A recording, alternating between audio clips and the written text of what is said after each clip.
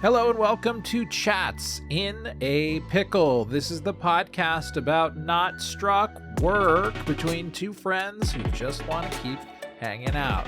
I'm Magellan and Alan is here too. Hey Alan. I'm Alan and I'm here too. This is me doing a character because I'm a creative human being. Yes, I love that. Censors be damned, God, welcome yourself into our little soul, because this week we're discussing Julia Cameron's The Artist's Way. Before we get to that discussion, though, something more important first. Alan. Yes, sir. Pickle check. I didn't eat a pickle this week. I'm sorry. This is actually only like 4 days out from the last episode recording. Oh, rough stuff. I didn't get a full week to do it, and I apologize to the chat. I failed the pickle check this week. It's okay. It's okay. Do you want me to go get it? I can go get a pickle. I can eat it. Go get a pickle right now. I want to hear the crunch. Okay, I'll be right back. Do you tell the people about your pickle while I go get a pickle? Okay. Sure. Hey everybody. So I didn't eat a pickle either, but I'm just gonna let that kind of slip by unnoticed. I was at a cafe today and there was something that had dill in it, which reminds me that what I did have today was a lavender hot chocolate. It was a hot chocolate that had little sprigs of lavender in it. Very different than a pickle, but that's I had that today. I'm also wearing a jean jacket, which is also very different than a pickle. By the way, I'm standing right now, which is kind of why I've got this energy, this drive to host. But I'll, bring that down. What else can I tell you about? Standing here at the standing desk, but it's at sitting height, which kind of defeats the purpose. Should I lift it? Let's lift it. That's the sound of a standing desk. All right. Ooh. A little just happened. Great. Now it's at captain's height. That's what they used to call it in college when the bed was lofted. Captain's height. And it was kind of this height where I can rest my hand down on it. And it's just above the hip. I can bump my hip into it. Clonk. Kaplonk. Kersplonk. This is kind of like a verbal morning pages, if you think about it. So it's really actually pretty great that Alan left so that I could model for you one of the practices in the Artist's Way that we're going to be discussing. But I did not expect Alan to be gone for this long. I'm back. Oh, hey, welcome back. I also really had to use the bathroom as soon as I got up. You know how it is. That's okay. I just created quite a lot of good content. Are y'all ready for the pickle check? Yeah, let's hear it. Right into the mic. I hope the Discord picks. Actually, let me fix my Discord threshold so you can really hear it. Thank you. We can do this. Here you go. 3, 2, 1. Boop, boop, boop, boop, boop. Determine that. Drop it. Okay. Now it's so sensitive. You can hear every pin drop in my room. Here we go, guys. Okay.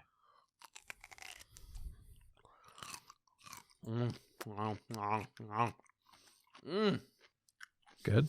That's a good fucking pickle, dude. It's good. Wow. That's good. Oh, so satisfying. I'm going to finish that. Okay, great. Just like I finished our assignment this week. You did. You did your homework. Which you mentioned was The Artist's Way by Julia. Yeah. Cameron. I want to start by asking you, even though it's your episode, how did you hear about this book? So I've known about this book for a little while. The reason that I pickled it is because I was at Barnes & Noble recently, and there was a display near the front of the store with like a 30th anniversary edition of the book. It had its 30th anniversary last year, so it kind of re-entered my mind. I've never read it all the way through. I think I've maybe read the introduction before, and I've practiced one of the kind of core foundational practices that Julia Cameron advocates for in the book, which is called morning pages, which is essentially the practice of starting your day with 3 pages of longhand writing that's just meant to be stream of consciousness. I think I've only ever typed morning pages. I've never physically written it. But I've done that as a creative exercise. And I don't know, just it struck me that like this would be a way for us to do something that was kind of a medium that we've done, but this is kind of a different medium because it's not a book with a narrative. It's a book with like exercises that we need to do. I thought that'd be kind of cool. And it felt to me like it might resonate with some of the things we talked about with like Paul Sellers and Too Mellow and these sort of like process creativity themes that have cropped up in Chatz and a Pickle so far. So I wanted to talk about The Artist's Way. I've owned it for a while, and this is my first foray into substantially reading it. We read the first up to the end of the first chapter, which is meant to be read. Essentially, the book is meant to be like a 12-week self-help, like a in creative recovery workbook. Yeah. So we read through the introduction, the like foundational concepts chapter, and then the week 1 essay. Every week has like an essay with some exercises at the end that you can try for that week. Mm-hmm. So that's how much we read. Had you heard of The Artist's Way before, or Morning Pages, or any of the concepts from it? 10 years ago, almost to the day, The Artist's Way by Julia Cameron changed my life. Oh. And this book is in a big way responsible for the continuing success of Chatz, the television podcast. Oh. Oh. Were you keeping this a secret? I was. Okay, so the lead is I can now unbury the lead. Oh my this God. book. It's like in Beautiful Anonymous when the same guest came on like 7 times with all her different friends. This has been the secret background character that has been motivating Chatz. Oh my God, this is the best thing ever. Subconsciously. So, here's what happened. The year is 2013. Yeah. I am in college. I'm like figuring myself out. It's a really rough year for me at first because I don't have a lot of friends yet besides you. And like we're talking, we're bonding, we're talking about girl problems, but like I'm not doing much. I discovered a YouTube channel called Game Grumps. And I'm like, okay, these guys are fine. It's nice to have voices in my head when I'm walking between class or when I'm studying. I need to like help relax. And then my favorite episode of Game Grumps of all time comes out, which is it's Wind Waker Part 19 for folks if you want to look it up at home. It's an amazing episode. They do not talk about The Artist's Way. Is that what you're about to tell me? That's absolutely right. That's correct. Oh my Lord. Okay. Yes. So Dan, this is an amazing episode. I've written about it on our old blog before. Dan, one of the co-hosts, who was still very new at the time, used that episode to talk about his experience with OCD and with creative blocks and with kind of like maturing into his adult self.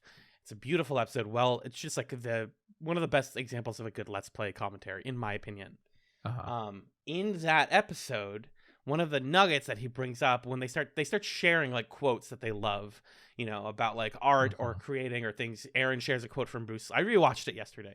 Aaron shares a quote from Bruce Lee, and then Dan says a quote that stuck in my craw and in a particular way, which was, he said, I read this book recently. It's called The Artist's Way by Julia Cameron, and she makes a lot of great points about how one of the keys, especially as a young person, to becoming what you want to be in a creative sense is to get out of your own way and to stop blocking yourself by saying, oh, I'm an aspiring blank. I'm an aspiring podcaster. And to instead go, I do podcasts, and so I am a podcaster. Or I make art, so I'm an artist. This is like a huge recurring thing in Julia in this book is the idea of like getting out of your own way and letting yourself be the thing that you want to be, and not letting, money or time get in your way. And that phrase was something I brought up to you when we were like, are we actually podcasters right now? Or are we just doing this as hobbies? Like, we're not real, right? And I was like, well, we do podcasts. We are podcasters. And for me, that was something that helped me get beyond season 1, 2, 3 of Chatz and get in like really decide to do this as a career. Wow. So shout out to Julia Cameron subconsciously. That's amazing. I know that to be a thing that you say and believe, but I did not know the connection to this book. So that I'm kind of mind blown right now. I don't know how to move on from that. But I was too, man. I was also mind blown because I was like, okay, Magellan said The Artist's Way. Why do I know that name? And I looked in my Amazon wish list, and it's been in my wish list for 10 years. And then Whoa. I looked up Game Grumps the Artist Way, and someone on Reddit was like, "What's the episode where they said this?" So I backtracked, and then I watched the whole episode, and it's towards the end where Dan references this quote, and I was like, "Holy shit! I've said this quote. This quote has like guided me because of this episode referencing this Wow. book. Nuts!" Wow. Okay. All right. Very cool. All right. So I want to dive headfirst into this book. Uh, Can I just kind of get out of the way some of the caveats of like why you might not like this book or like critiques people might have of it so that we yeah, don't have to talk about those for the for rest of the sure. episode? Um okay, this was written in like 1992. It's like very white Self-helpy. feminist self-helpy kind of thing. There's a lot of faux spirituality. It's like your mileage may vary on those things. For me, there's a kind of like coziness with that sort of stuff, because a lot of it echoes things that are like foundational texts or ideas in improvisation. And like my college improv troupe was founded by a woman, Patricia Ryan Madsen, who wrote this book, Improv Wisdom, Ooh, that like has a lot of resonant ideas in the artist way and also does similar stuff to the artist way that might rub people the wrong way. And there's like random stuff like take yourself to an ethnic neighborhood and try foreign foods or whatever, and you're like, okay, no thank you. whoa, And there is some lip service paid to like, hey, the reason that you might have your artistic potential blocked is because there are societal structures that like inhibit your ability to access the resources or the time or the training or whatever you might need to be effective at this thing. That's real. yeah, So there's a little bit of conversation of that, but this is a self-help book, so it largely wants to ignore those things and situate like the problem as a problem of the inner life so that you can solve that problem. um and like you either will swallow that pill and then read the book and find the really great things that it has to offer, or that's going to turn you off and you might not want to read it because it's going to annoy you. But yeah. that's my big asterisk on the artist way. Yeah, I think building on that just a little bit because I want to get our negative points out of the way. I've read a decent amount of self-help stuff. I've like gifted self-help books before. I remember in 2019, like late 2019, my sister got me this book, You Are a Badass: How to Stop Doubting Your Greatness and Start Living an Awesome Life, which Mm-hmm. is like fine on its surface, but it has so much of the things I hate about self-help books, which are lines like, if you want to have money, just imagine yourself as somebody who has money and it will come to you, which made Right. me even pre-COVID, that made me so angry that I remember where I was sitting when I read that, and I was like, fuck this, like, come on, Yeah. Yeah. this isn't helpful. And I Yeah. think I agree, there were points reading the beginning of The Artist's Way where I was like, stop, like, you're really digging a hole for yourself, homie, that Mm-hmm. I like don't agree with. But like, that's the point of getting into this kind of work, of reading any self-help book, is to let it work on you. It's like magic, Right. right? Right. Like, you can spend, and this is like really tough for people on the internet especially, is like letting things just be what they are and not bringing to it your whole history with problems with self-help and stuff. Hmm. If you just come to The Artist's Way as an earnest person who feels creatively unfulfilled and wants one type of method to, satisfy that curiosity, then you'll find it. But Mm-hmm. if you're going to read it as like, an objective type of self-help that is either succeeding or failing, you're going to have a bad time. Yeah. It's Yeah, tough.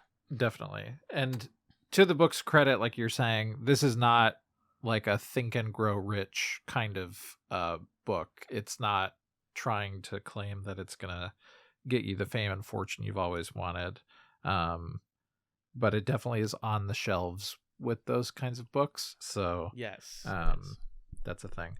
I think the way that I was thinking about it, I talked in my Chatsum last week about how I've been going to physical therapy, and I was at physical therapy last week, and I was thinking about like, there's some exercises that we're doing that are just about engaging the nervous system in my legs to like get me to fully feel my leg.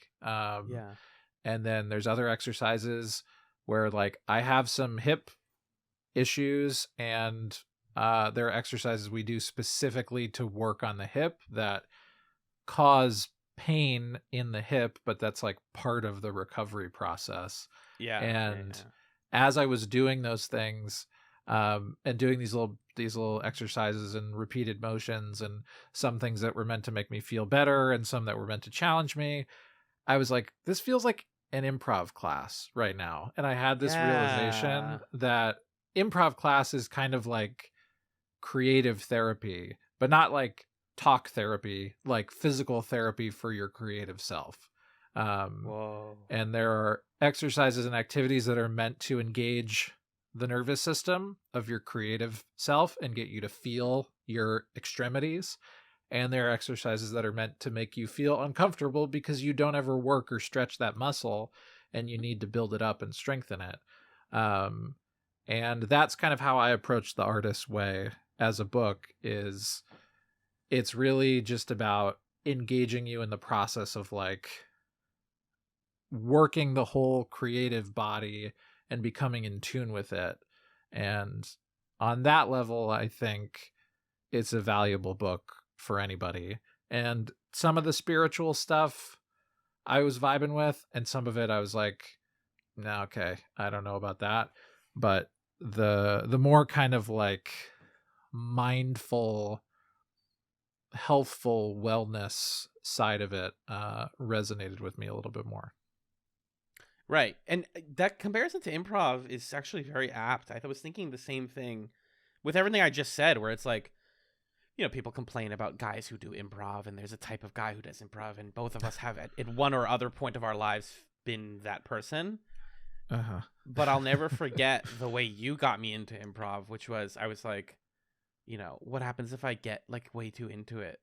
And like, it's like, it feels like it's a cult, And you were like, yeah, it's a cult where the connecting factor is that people are nice and listen to each other and make each other think and laugh. And I was like, okay, well, I'm in this cult now. And it sounds like a pretty good cult. It's an expensive cult, but it's a cult. God, just super quick sidebar. I had tried explaining the word cult to my parents and tried translating it into Arabic and everything, and I could not, because cult is such a weird, flexible word. And I think this relates to the book, though, of like buying into something as a collective like community can sometimes feel like you are, drinking the Kool-Aid. But again, when that Kool-Aid is just like strawberry fruit punch and it tastes good and then you can go home, right? It's not a bad cult. So like, I think The Artist's Way ultimately is like, here are some very doable frameworks for the average person to crack through the sort of rut that they may find themselves in and make something. And they will find out what that something is while doing the process. It's all the process. It's not telling you we want to make everybody into an artist. It's not saying we want to make everybody into a writer. It's just saying, hey, here's how I'm giving you the tools to figure it out. Which, I mean, I wish a lot of my education had given me this, because I would have known maybe more specifically what creative works I would be into when I was younger. Do we want to get into the specifics of what's discussed in the book? I do. There's quite a bit of like introductory stuff and ideas before we even get to the exercises. Yeah. So there's an introduction that kind of talks about how Julia Cameron came to doing this sort of work, and the way that she talks about the other like asterisk I have on this book is, every time she kind of talks about like coming up with something, it's like, yeah, I don't know where it came from. I just started doing this brilliant thing and here we are. And it's like, I don't think that's the whole story, but anyway. She even says that a lot of the ideas from this were collected from other people. and Yeah. she's kind of collating a lot of it, which is good. That's like important, but Yeah. to claim that it came from the above, it's like, what are you saying? What do you Yeah. mean? But the first kind of chapter here before we get into the weeks, it's called Spiritual Electricity, the Basic Principles. Yeah. And essentially what she's trying to talk through here is that the goal here is what she's calling creative recovery and a connection with the feeling of flow. And in the book, sometimes she calls it God, which stands for good, orderly direction. Or you could call it the universe or whatever the heck you want to call it. But what I did like about all of this was the idea of like, okay, from a spiritual framework, God is a creator. Like, let's take that idea of creator on its face, someone who has made something. And so when we create things, we are kind of connecting to this fundamental divine essence of the world or whatever it is that has created the world. And so that's like kind of our, I don't know, that's like our place in this world is to make stuff. And when you make stuff, you feel some kind of spiritual electricity or flow or some evidence that you are in connection with that thing. And that's the part of the spiritual stuff that I liked and that I think I've felt to some degree. I've felt the feeling of being in flow. I've felt the feeling of that sort of creative energy. But that's a lot of what this first chapter is about. Was there anything that stuck out to you here in this part? Yeah, there was a thing in this intro, like, you get your best ideas when you're stimulated by the real world, which is actually a really useful framework, I think, for figuring out what it is that your creative work is. Because I also learned the best. I think to myself, like, if I only sat down and wrote more, I would finally get these articles done.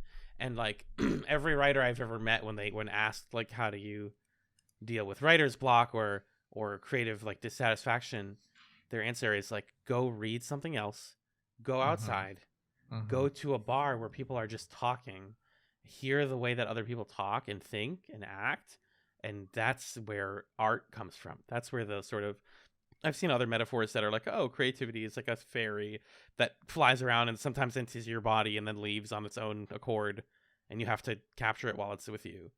And that those fairies fly around outside. They fly around in the real world, not in your, writing quarters. So I love that point because it's good to remind people to not just grind it out and be hardworking and you'll get it, but to actually like step away from it.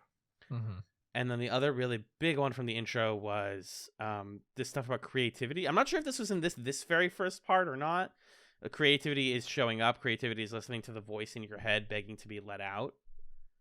I just think creativity is showing up is a great line. I've been thinking a lot about motivation lately. It's even something I sort of, I know you're not supposed to talk about what you write in your morning writing, but I can like briefly just say, sure, we can break the rules. Motivation is something that I was talking about this with my therapist on Saturday, right? And it's like, oh, how do I find the motivation to do X, Y, Z? And we were just kind of going through like, oh, I think at this point I've finally come to the understanding, and maybe I've said this on a nights before and I've struggled with it in my own life still, but showing up is motivation. Being consistent is motivation. Waiting for that spark to light your brain up again and make you suddenly be good at things, that feels like we've called that motivation for our whole lives, but that's not. You can't rely on that. That thing goes away for long periods of time, and it's not something you can rely on. But what you can rely on is your own consistency. So trying to do something a little bit every day is a lot more productive and creative than just kind of waiting until it feels right. Yeah, there's this great this throughout this whole book I was reading it as I don't know if you're identifying with the like person who's in or wants to be in creative recovery part of it. It sounds like you are. And at least a little bit. Yeah, I definitely am identifying with that part, and also throughout I'm thinking about how it applies to AP Research, which is the class that I teach, which I talked a lot about in the Paul Sellers episode. And that idea that you were just discussing, there's actually this other book. I'm trying to find the title of it. I think it's called Art Is or something like that.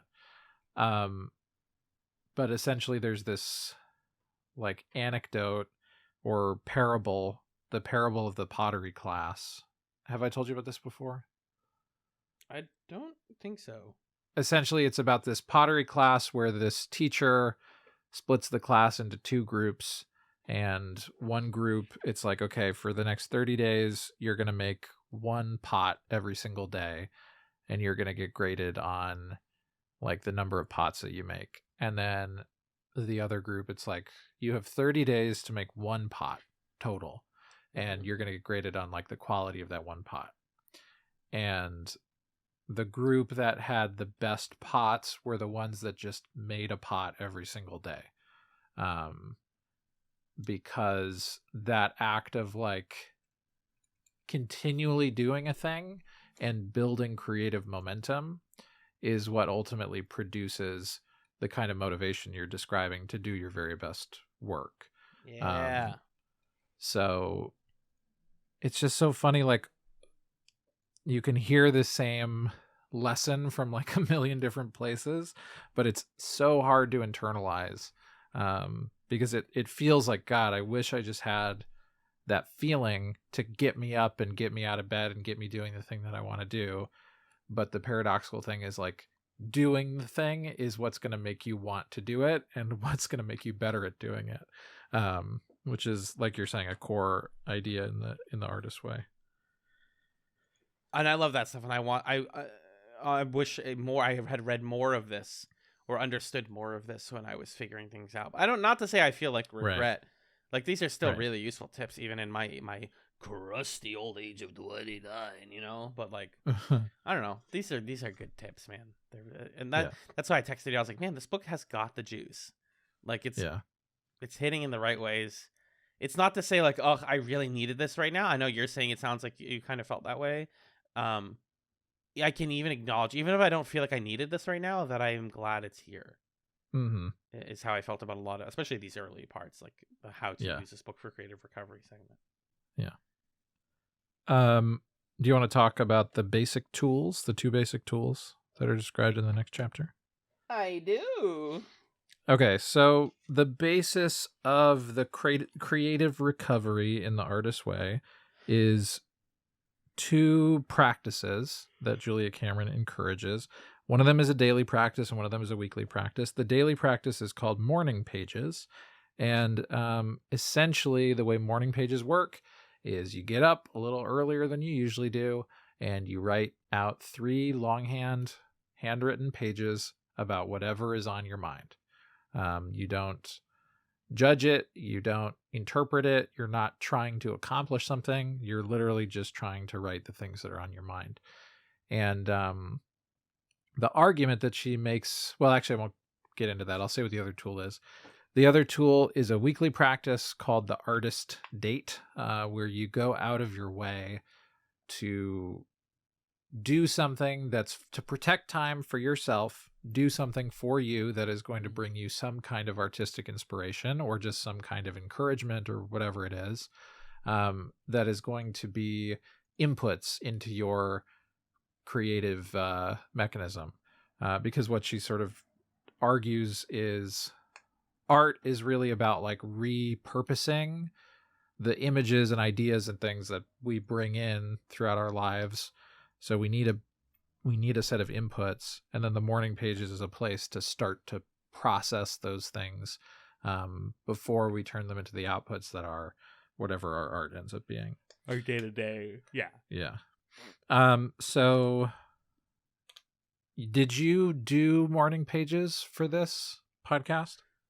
I did. Yeah. This morning, in fact, I did. Because I only had read the book last night. And when I got to the segment that was like, you should do morning pages every day, I was like, fuck. I have one day to do it.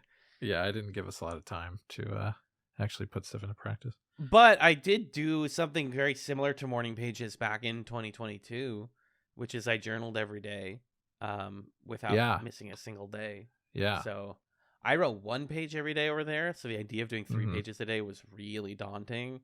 Yeah. And it was, I would say, I mean, it took me the entirety of my breakfast and morning coffee to finish this writing exercise. Mm-hmm. But it's not hard. Right. That's and that's kind of the metaphor, right? Is like doing it, like going to the part where you start doing it is the hard part. Once you're in it, your brain has plenty to say. Yeah. I was talking about, I mean, like you said, she mentions that you should like never look at these, seal them in an envelope, and then move on, just like ideate and continue. But I want to briefly talk about what I wrote about because I feel like it's interesting. Sure.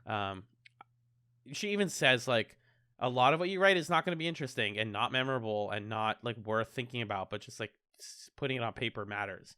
So I wrote a lot about relationship stuff actually, and how it was kind of like self-therapy. She talks about in the next segment about artist date how like we are fundamentally afraid of being intimate with ourselves. And I started identifying certain aspects of like, I keep talking about this. I've written about this for an entire page and I didn't think about it, but maybe it does matter to me. Like that I'm not physically intimate with someone right now more than I thought, because I'm like moving on in my life and not sitting down and thinking about what matters. And now that I am, I'm like, oh, that's like a core thing at the front of my mind. Like, why is that? And so I started writing about like, past relationships and what I'm looking for in the future. And then I turned that into sort of like a short and long-term goals list for the rest of my week. And like, how can I work towards the things that make me happy? And it felt really good. It was very rewarding and relatively easy once I got started. Like page 1 seemed impossible. Page 2 was a blur. And then page 3 was fine. It was totally fine. So yeah, I did the damn thing today. What about you? I didn't write them for this, but I've had stretches of time in the past where it's like several months at a time I'm writing morning pages in the morning. Like I said before, I've only ever typed them. I've never done the handwritten version because even though it's like sealed in an envelope, whatever, I like being able to go back and be like, what was I thinking about in August of 2019 or whatever. I kind of like being able to have that window. It's not always a fun window to have because it's like, oh, I was really stuck on whatever the idea was at the time, or it puts you back into places you might not want to be. But I've had a variety of experiences with it. I definitely, when I first learned about the practice, fell into the pitfall that she describes in the chapter where she's talking about like, some people say, oh, well, it seems like this is only for writers. Like, how could a painter use this thing? Yeah. And she says, actually, the people who have the hardest time with it are people who are writers who want it to be a writing exercise, and they try to write something and then it like fucks with the exercise and doesn't do what it's supposed to do. And that was 100% my initial experiences with it, however long ago, when I first learned about it years ago. I initially did it because I wanted to get myself to write poetry more. And I was thinking like, yeah, I'll be able to like mine words and phrases from the morning pages and turn it into poems or whatever. But all it did was kind of introduce this filter into the free writing process that made it really difficult to do. And then when I just started maybe a couple years later doing it the way that it was supposed to be, it's like, oh, I needed to process some shit. Like exactly. There was fog in my brain that I needed to work through. And it's always been the case for me that when I start my day doing this, I feel a lot more clarity for the rest of the day. Like she says in the book, that you can't put a price on that, and that is relevant regardless of your occupation or your hobbies or your art or whatever. Giving yourself the time to process and to develop insight into how you think and feel is the stuff that makes your life more worth living, I guess, or you're more aware of it, or you're more intentional about it, or however you want to express that idea. So I highly recommend it, but it is a thing it can be difficult to maintain the habit for it. for sure. Yeah, but a lot of things that are worth doing are hard, right? Yeah. And it just, I cannot overstate how much this felt good to be to do. And like, I had a really nice day today. I don't know if I'll feel that every single time. I also just had the day off, so like I was naturally inclined to feel good. But like, right. I don't know. I was like, oh, like this is a sort of guiding path for me to think about things this next 24 hours. Is like, this was the first thing that came to mind, and I wrote 3 pages about it. So what does that say about me, and what can I do about that? And it's just like, we deny ourselves that, she talks about this, but we really, really choose not to think about the things that matter the most to us for so much of our days. And then when you write something like this, or when you very first start in therapy, you're like, oh God, I'm peeling back layers so quickly. I didn't realize I had so much shit in here. Yeah. It's the equivalent of like looking under, I don't know, an old couch and finding a bunch of coins and being like, oh, these have just been here. There's like currency hiding here. Yeah. That's what this journaling exercise felt like to me. Yeah. And, I love the part where she's talking about how she just started posing questions in the morning pages after a while and finding answers in them.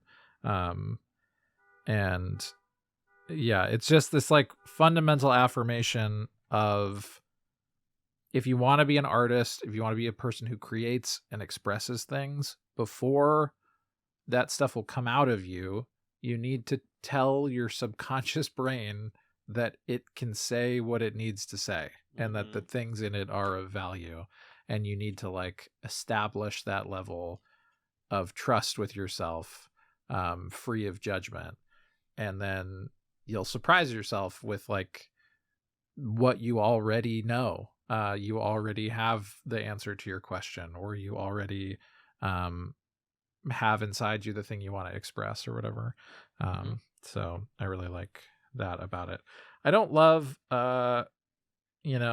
there's some like faux science stuff about like left brain, right brain, logic brain in here. And there's a artist child inside you, and there's a sensor, and the sensor is the evil logic brain, and it's like that kind of, I think that kind of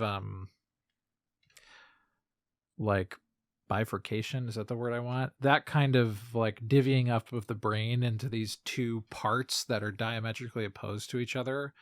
I think that's kind of counterproductive, to be honest. Because she says a lot about, let's not kind of focus this critical energy on ourselves. Let's focus that critical energy instead on this evil part of ourselves. It's trying to censor you. Fuck that guy. And like, I don't love that, but anyway. That's why the stuff after the artist date made me, spoiler alert, I did not enjoy very much. Yeah. Because it's all that. It's all like fucking a lot of the writing exercises. Yeah. Talk to the evil person in your brain. Make them a letter. Write a response to that letter. And it's like, I don't feel, this is not how I approach the negative thoughts in my head. I don't personify them like this. Yeah. But let's get to that. Yeah. Do you want to talk about the artist date part first? I do, yeah. So the artist date, I said this before, but it's essentially going out of your way to take yourself somewhere or do something that will stimulate your creative brain, and like protecting time to do that. And you could also do that in the form of taking a nice walk or something like that. So did you do an artist date or a walk for this? Well, I did. Yeah, I did at the end of this, the 10th, like, assignment or whatever is to go on a thoughtful walk, which I guess is an artist date. I had read artist date to be more like do something that is specifically putting into what you want to make creatively. Like if you're into journaling, then like buy yourself stickers, or if you're into writing, then like I see. So I sort of thought of it as like that, and I was like, well, I don't really have a way to do that right now for the kind of creative work that I want to do. But instead, on my walk to and from the gym today, I did spend a lot of that time just like in my head thinking about, well, what are we going to talk about on the podcast tonight? What's the direction of it? What does the next Mhm. couple of weeks of potting look like? And I was like very, very productive today, both before and after that walk, because I had been thinking about the walk. Mhm. And maybe that's like a little bit woohoo, a little bit mumbo jumbo, but like, I don't know, just having it front of mind was enough for me to like get a lot done today. I Mm. sent a lot of emails that I've been sitting on. I made phone calls that I've been meaning to make. Yeah, So even if I didn't directly specifically do this, it like kind of indirectly helped me. that's great. What about you? Yeah, I did something I'm calling an artist date. So in the last week, I've actually played a lot of Dungeons and Dragons, which is a fun thing that's happening in my life right now. Yeah. Because last week I ran the club that I run at school with a couple other teachers, and we did D&D 2 days in a row. And then on Friday evening, I got together my roommates, my girlfriend, a couple of our friends, and I DM'd a game of Dungeons and Dragons, a little session 0, make the characters kind of thing, which was really exciting. And then yesterday, I went to my friendly local gaming store, and on Sunday evenings they have a D&D club, and you come in and you pay $10 and you can join a game that's happening. And I did that yesterday. And that's a thing that would have made me very, very nervous to do in the past, and it still made me a little nervous to do it yesterday. But I was like really excited to go do it all weekend. And then I went. It was, really fun. I made a character and I got to experience, like, I just want to do this thing that I really enjoy, that I kind of like try to create for other people so I can experience it vicariously through them, but Right. I want to go do it. And I've just been this weekend like really excitedly coming up with all these different ideas and characters and things for the game that I DM'd on Friday, and have felt very creatively stimulated. I think because I was like, hey, what's that thing that's going to bring me joy? Maybe I should go do that joyful thing and take joy in it. So it's been really good. Yeah, it's tricky how that works, because you think to yourself, I don't want to do this. It's gonna be it's gonna be annoying. It's gonna be hard, and then you do it, and you're like, oh, I do like this, and why do I not do things that I like more often? Right. That like make me feel full, fill my cup, so to speak. Yeah. Yeah, they're just, because there were all these little thoughts about reasons to not go. Yep. Like, oh, it's kind of late, or I could be doing this well, instead. I should probably do some stuff for work or whatever. And it helped that today was Indigenous Peoples Day, so that I could kind of be like, well, it's not really Sunday because tomorrow's Sunday. But it's a false Sunday. Yeah. That's a lot of what she talks about in the book too, is like starting to notice when that voice comes in that is starting to say, oh, well, I don't know about that. And recognizing that voice as being rooted in some kind of fear. And I think she even does like a pain leads to the dark side thing at one point, where she's like, fear is rooted in despair, and despair is whatever. And, you should not do that. So that was a helpful framework too, of just being more mindful about the like critiques that surface in your mind, and asking, well, is this actually a critique, or is this a manifestation of a feeling, and maybe I should address the feeling that I'm experiencing instead of the logic of the critique. Yeah, exactly. It's an interesting process figuring that all out. And the more layers I peel back, the more I'm like, uh-oh, I feel so vulnerable. I'm learning so much about myself. And that's a fun sensation. Mm-hmm. Then the first chapter for week 1 is, you can kind of take it or leave it based on some of the ideas that have already been expressed. It's essentially it's called Recovering a Sense of Safety. And so it's essentially talking about, your artistic self is this like inner child self, and you have these thoughts that will come up to try to censor you, and she kind of personifies the censor and talks about maybe the censor is coming from like a caregiver or somebody in your past who told you not to believe in yourself, these like enemies of your creativity. And I think there's like some valuable stuff in here about just like really thinking about how do you affirm yourself and what are the narratives that you're holding on to that you can let go of. But like we've been describing, the way that it's written and characterized is, to my mind, it's like a little off-putting. And it sounded like you were saying that a lot of the writing exercises at the end of the chapter that address that were kind of frustrating for you. Very much so. Yeah. Let me find them.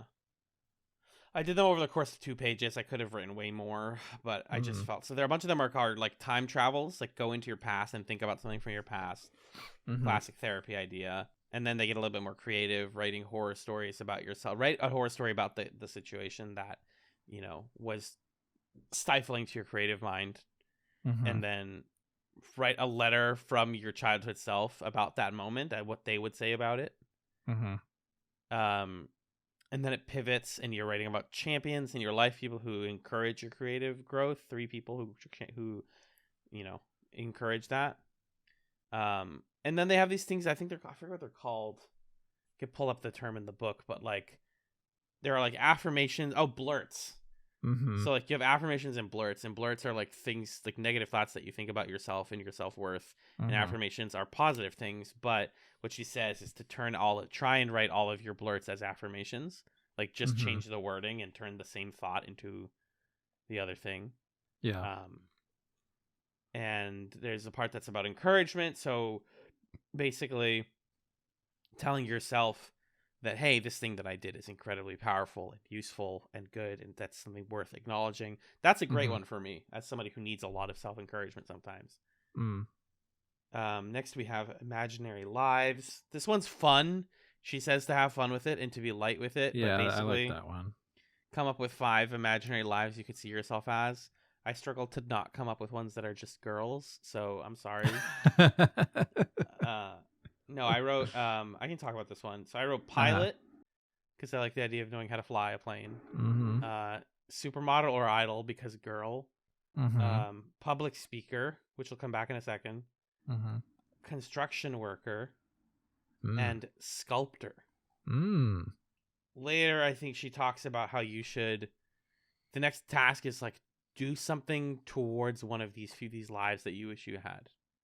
And I didn't find that super useful. I think that's a cool thing to like suggest, is like, without even exercise, without even mentioning that you're going to work towards them, just say like, hey, could you tell me 5 things you would be if you had infinite like chances? And you're like, yeah, I can do that. And then they're like, okay, can you do anything to work towards one of those? Yeah. And it's like, oh fuck, I didn't think about it. I didn't think I was allowed to dream like that. And so I started thinking about like what being a public speaker would be like and how to get gigs for that. And I was like, oh, damn it, Julia. You got me. You got me. I got caught by the prompt. That's fun. And then the last prompt is to write about your monsters. So that's like write blurts and turn them into affirmations about yourself. Which was fine for me. Yeah. I just felt like I was being a little bit disingenuous when I was like, one of them was like, I'll never be who I want to be. It's like my blurt, my negative blurt. And then the affirmation was like, I'm realistic about my potential. Which I thought was interesting. But I was like, that doesn't make me feel better. That's just another way of framing the same negative thought. Yeah, I thought through a couple of these prompts, and I had a similar problem where like the way that my self-criticism manifests is not quite so concrete or overt. It's more just like a general pessimism of like, well, that's probably not gonna, like, you're not gonna get this success. It's very unlikely. Or, a kind of like avoidance or anxiety around, whatever it is, showing people things or showing up to things or things like that.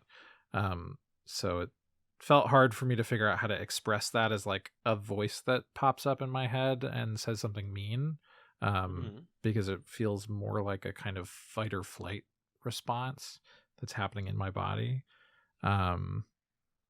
So yeah, the affirmations thing, I had an affirmation when I was in college. Whenever I would go perform like improv or whatever, I would always, when the show was about to start, I would find a mirror and I would say to myself, you are capable, you are confident, you are here to make other people look good. And that was like my pre-show affirmation. That helped me a lot in those moments. So I do think that there is some merit to this sort of exercise, at least from my experience, but it didn't quite resonate with me reading it in the book, in this chapter.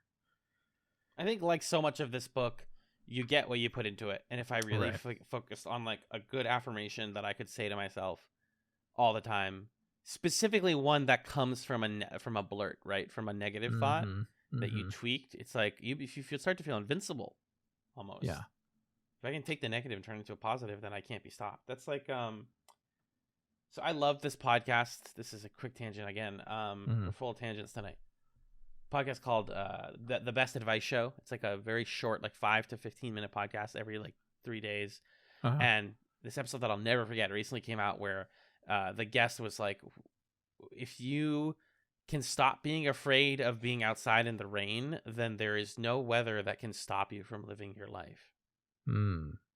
Which is like a literal thing, like just bring an umbrella or get used to being wet, but it's also a metaphorical thing. Like once you identify the fear and understand that it is not real, you gain so much power.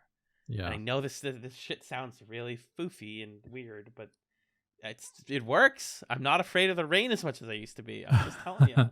Yeah, definitely.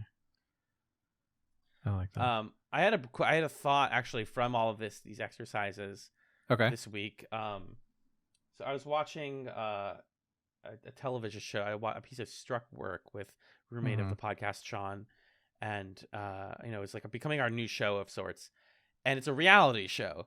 And just like in talking about it after 2 episodes, I was like, this happened in the first episode, and I thought that like it was interesting because like the family, had like rot at the heart of them, and like also the kitchen that they're in like also has a rot at the heart of it, and like I just thought that's like kind of like I just like was firing off like thoughts and takes about the show like that.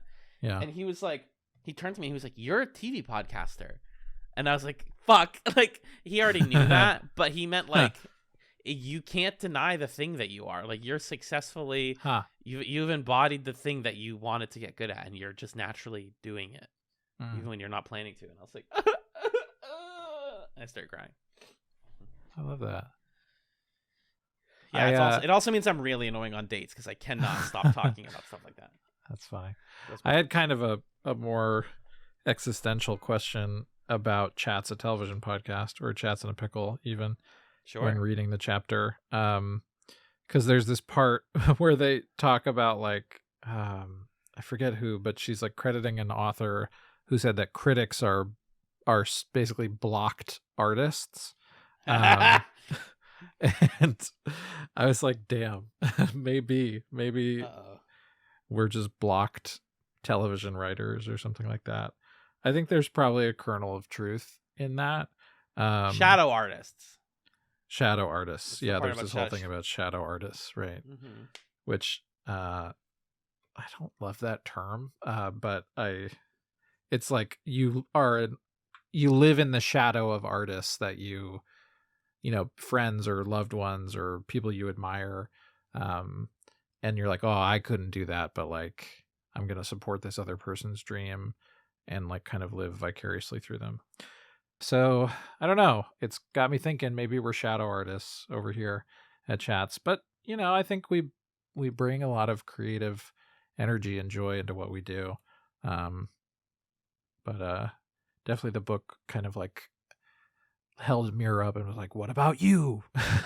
What are you doing?" Yeah. I'm reading that section again, and I think she does come to a decent point by the end of it. In order to move from the realm of shadows into the light of creativity, shadow artists must learn to take themselves seriously. With gentle, deliberate effort, they must nurture their artist child. Creativity is play, but for shadow artists, learning to allow themselves to play is hard work. So she's more making the point that it's harder to find fulfillment when you are a shadow artist, when you are somebody who lives in the shadow of the work that they wish they were doing. Right. And like what's thinking about this kind of stuff makes me realize is, to get meta again for a second, it's not that I like being a critic. I don't think I want to be a critic for the rest of my life, but I want to have fulfilling, interesting, directed conversations for the rest of my life. Sure. So like sure. that's the part where I don't feel like I'm in the shadow of something else, because all the podcast ideas that I've like floated by Magellan that are not Chatz related are not about pop culture. I like talking about pop culture because it matters a lot to me and it gives us a lens to understand the world, but I'm not here to live the rest of my life being like, this show is good for this reason, this one's bad. Yeah, right. No, I'm good. We've never been like harsh critics in that way. I don't think so. Right. It's an interesting debate. You let us know in the comments, everybody, or email us at chatzpod@gmail.com. Just kidding. Yeah, I'm curious what you guys think about like the artist's way. If you think this is all a bunch of foofy nonsense, or if it sounds like it resonates with you, I do encourage you to check it out. It's pretty easy to access this book for free, or at least old editions of it, because it's been around for so long and used in classrooms and courses and stuff that there are editions of it you can find everywhere. Can I just do rapid fire a couple little thoughts that I had, stray notes style? Imagine if I was like, no, of course you can. When she's talking about the artist date and about activities that will stimulate your creativity, she has this great line or this segment where she's like, don't do the things that you think you're supposed to do to become like well read on the topic. Because if you're just doing something you think you should do, it's not actually going to stimulate your creativity.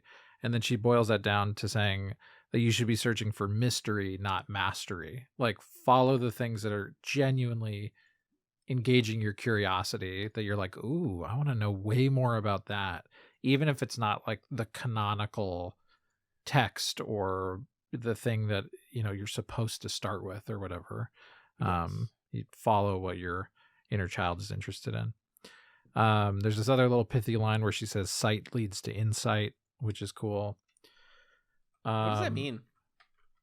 I think it means like kind of a mindful awareness of yourself and of your environment, and like being observant allows you to then be reflective. Oh, back to what we were saying earlier about like living in the real world and existing. Gives you insight. Yeah. Okay. I got you. Yeah. I also love the line. She defines art as the imagination at play in the field of time, which is pretty fire. Bars. And I just love the centralness of the concept of play here. I think over the last couple of years, I've really settled on this feeling that like the core value of my life is play, and like everything I do is about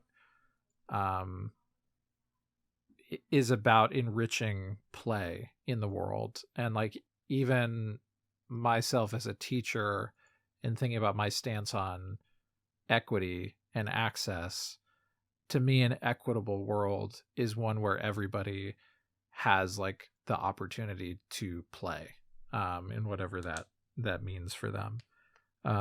So it was cool to see that so central to what she was talking about here. What else? There was a little cooking connection, some Kitchen Confidential stuff here, because she was talking about like chopping vegetables and how that kind of gets the brain juices going, and it's sort of like having shower thoughts and stuff. So that was cool. I was reminded, on the play thing, recently I went to an open house at Second City is opening a location in Brooklyn in a couple months, or next month. And they had an open house for people who were interested in working for them. And at the open house, they were talking about like, here's our philosophy. And It's rooted in Viola Spolin. And I learned that Viola Spolin, who's kind of like the mother of improv, was inspired by these games that were developed by a social worker at a settlement house in Chicago, where basically the social worker was working with the children of different immigrant groups who were living in Chicago. And so it was all these little kids who spoke different languages from each other. Mm-hmm. And so the goal was to create games that required minimal communication via language, and where the objectives were cooperative rather than competitive. And it was out of those like childlike play games that Viola Spolin developed these theater games that turned into improvisational theater. And yeah, so that was just like something I was thinking about that was relevant to these themes and really cool.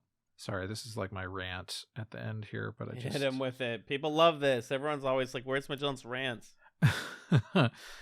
Yeah, the artist date thing reminded me of if people want to be improv nerdy, TJ and Dave have a documentary called Trust Us, This Is All Made Up, and it kind of cuts between, or it ends with a set of theirs, but the first part is them talking about their process. They essentially do 2-person long form improv. There's no suggestion, there's no structure, there's no genre. Mm-hmm. The lights go down and they come up, and trust us, this is all made up is the idea. Right. But the two of them go on walks together and like chat about things they've been thinking about. Like they don't rehearse with each other. They don't do any practice scenes anymore because they've been doing improv for a bajillion years. Yeah, right. They just try to think about stuff and talk about it so that they have fuel for their art. So I was thinking about that while I was reading the book. And the other thing the artist date reminded me of was in Cal Newport's book, Deep Work. He talks about like a core strategy of getting yourself to engage in more like deep work is to do what he calls the grand gesture, which is essentially like if you're finding yourself stuck from a productivity perspective, take yourself to a new place that you don't normally work in. Take yourself out of your normal context, and that'll kind of like shake you loose and bring in new inspiration, which sounded like the artist date to me. And last quote, this is my very last thing. Much fear of our own creativity is the fear of the unknown. Whoa. Yeah. Deep stuff. Yeah, that's what I'm talking about. The deeper you dig, the more you realize that you're looking at the void. Remember we talked about the void on Chatz Nights like a year ago? The hole or whatever? The orb? No, the orb. That's the orb. Right. Julia figured out the orb. Congrats to her. Yeah, she got it. Well, Magellan, this was educational and thought-provoking. I'm being serious. Yes, it was. No, I know. Thanks for reading this book with me. I'm glad that we took a look at it. Absolutely. I learned a lot. It got the juices flowing. And it's cool that there's just a book that does that, you know? Mm-hmm. I think a lot of creative types can sometimes be like, oh, I'm never going to get them flowing again. What's going to do it? Right. And someone's like, go for a walk. And you're like, fuck, that's it. That's all it was. You got me. Damn it. I'm afraid of the unknown because it's like the Pomodoro theory, right? If you... Right. It was this easy the whole time? Yeah, I could have just done it. You could have just done it. That's true. Should we tell the folks what we are discussing next time? Yeah, if I'm not mistaken, I'm pretty sure Anthony works in the grocery store. He's saving his pennies for someday. Mama Leone left a note on the door, and she said, "Sonny, move out of the country because working too hard can give you a heart attack." You ought to know by now. Mm-hmm. I mean, honestly, who needs a house out in Hackensack? Is that what you get for your money? Because Magellan, frankly, it seems like such a waste of time. If that's what next episode is all about, Magellan, if that's moving up, then we're playing moving out. It took me a second to remember. I was like, did those words even show up in the song, or are you just doing lyrics for no reason? But Free from jazz, baby. At the request suggestion of listener of the pod, Ryan Slawinski, we are playing Moving Out. So we'll be back next week to talk about that experience. We're going to try to play it a little bit single player and also on our respective couches, a little couch co-op as well. So hopefully we'll be able to report on both of those experiences. Listen back to the podcast now, listener, and you can tell when I sat back in my chair and realized that And I had started that slam thinking dunk. about that bit. Yeah, when was that? Like 20 minutes ago or something. Yeah, when? You'll figure it out. Let me know in the comments. Oh, man. Are you still standing up, by the way? Yeah, I've been standing the whole time. That's why you're so on. See, it works. Yeah, I'm fucking wired right now. That's good. I'm telling you. And then I also had like a 6 p.m. coffee, so I think that was a big part of it. How are you the way you are? Hey, that's just the artist way. Thank you for this. No. Magellan, my sweetheart, where can people find your other creative works? Well, you can find me on another podcast where I talk about video games with my friend Justin called Super Smash Echoes. We play video games related to the Super Smash Brothers franchise. And, when I'm able to get out of my shadow artist self and defeat the censor and turn my blurts into affirmations, you can also read some of my writing over on my Substack at notthatmagellan.substack.com. Check it out. Alan, what about you? You can find me at Mr. Cacciatores down on Sullivan Street across from the medical center doing podcasts like The Creature Quorum and The Garnet Wager over on scanlinemedia.com and Talking Marketing every other month on amaboston.org. I spent all of today queuing up guests for that. You better like them because they're all good guests and they're going to get so silly in 2024. Okay, that's what I have for you. What do we do next? Plug that? Yeah. Do you want me to do it? Yeah. You can get in touch with the show in a few different ways. You can email us at chatspod@gmail.com with any questions, comments, concerns, suggestions, whatnot, etc. You can follow us on X, aka the website formerly known as Twitter, at Chatzpod. We have a YouTube channel where we post episodes and stream archives called Chatz Television Podcast on YouTube. We'd love it if you could rate us on Apple Podcasts or your podcast catcher of choice, wherever you find us. Oh, sorry, quick interruption. The YouTube channel was the Chatz and Pickle episodes. I forgot to upload 2 of them. They should be going up tonight when this is recorded, so you'll see them. They won't be in order anymore, but check the Chatz Television Podcast playlist and they'll be in order there. Sorry about that. Awesome. You can also support the show with some money at patreon.com/chatspod. $1 a month gets you access to the Discord where we hang out and we talk about all sorts of stuff, including struck work, but in secret. At $3 a month and up, you get access to twice monthly bonus content on our Patreon, along with quite the hefty backlog of creative work. And at $5 a month and up, you get thanked. $5 a month and up, you get thanked here at the end of every episode. Thank you, as always, to Stefan, Six, Noel, Pat, my mom, Michael, May Louise, Marcus, Lee, Kat, Justin, Jen, Emrys, and Arthur. Thank you, folks, for supporting the show. We also have a website, chatspod.com. You can support at Camillustrator for her lovely podcast art. And as always, consider supporting the Entertainment Fund as we wind down strike season, hopefully. I believe the WGA has figured out an agreement, or rather, I should say the studios have come to their senses. And we're still in the midst of the SAG strike, so still folks who need your support until that's wrapped up. If you want to entertain yourself, though, between now and next time, we have some chatsums for you. Alan. Yes, sir. You go first. What's your chatsum? My sister of the podcast, blessed me with a chatsum like an hour ago. I didn't have one, and then she gave me the greatest gift of all, which is a challenge. So I've been going to the gym more, and it's getting colder, and so I've been trying to get a lock so that I can actually use one of the lockers at the gym and like put a jacket in there or something, right? Thing is, I did used to go to the gym back in like 2019, 2020, and then I stopped because COVID and depression and money. um, at the time I had bought a lock. I had like saw a really good master lock and used it for a while, and I left it at my parents' house when I moved. And so today I was like, hey, can you guys still have that lock?